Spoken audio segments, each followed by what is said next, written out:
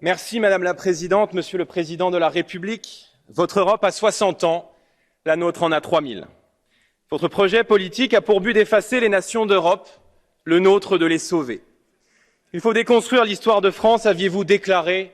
On comprend donc votre enthousiasme de vous retrouver aujourd'hui à la tête d'une institution qui s'est donné pour objectif la dissolution de l'Europe millénaire. Vous et vos alliés avez fait de l'Europe l'arrière-cour de Washington, la proie de Pékin, le paillasson d'Erdogan et l'autel de l'Afrique. Produire des batteries et des semi-conducteurs sur le sol européen est louable, mais le XXIe siècle exige de nous une vision plus lointaine. C'est en un entretien récent dans lequel vous vous réjouissez d'emmerder une partie du peuple français, vous prônez la mise en place d'une Europe des migrations. Plus tôt, dans une conférence de presse, vous annonciez vouloir faire avancer le pacte européen pour les migrations. Ce pacte organise un véritable coup d'État juridique, puisque sous couvert d'harmoniser les règles, l'Union européenne va déposséder les nations du droit de définir elles-mêmes leur politique migratoire.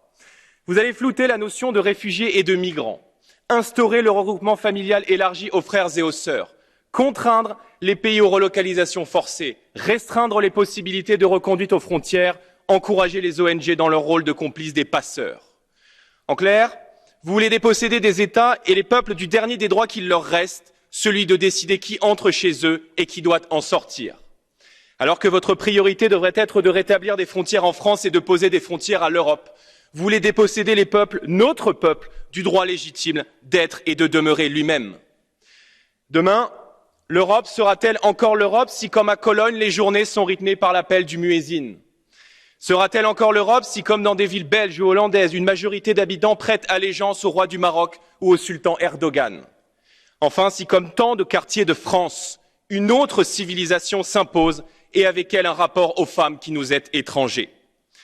L'Europe peut survivre à des déficits supérieurs à 3% du PIB, mais elle ne se relèverait pas d'un déficit prolongé des naissances compensé par des migrations extérieures.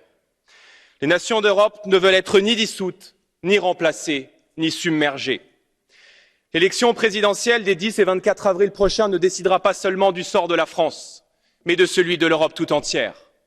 Monsieur le Président de la République, comment pouvez-vous prétendre aujourd'hui en rassembleur en Europe, alors que vous aurez été jusqu'au bout le diviseur de la France, préférant à l'unité du pays la concurrence généralisée et donc la guerre de tous contre tous? Vous vous êtes comporté comme un liquidateur à la tête de l'État français. Vous aurez minutieusement joué au casino avec l'industrie française, bradée à des puissances étrangères et dont Alstom restera à jamais un symbole de trahison des intérêts nationaux. Vous aurez laissé l'État être contesté dans son autorité, la nation affaiblie dans sa souveraineté, le peuple attaqué dans son identité et dans ses libertés. De vos promesses d'un monde nouveau, il ne restera que vos brimades, vos humiliations, votre cynisme et votre mépris qui auront contribué à rendre le peuple triste, à affaiblir sa force vitale, à le faire douter de l'avenir, à le faire douter de lui-même.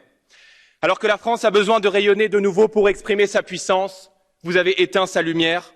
Pour la France, mais aussi pour l'Europe, il est vital que votre mandat reste unique. Je vous remercie.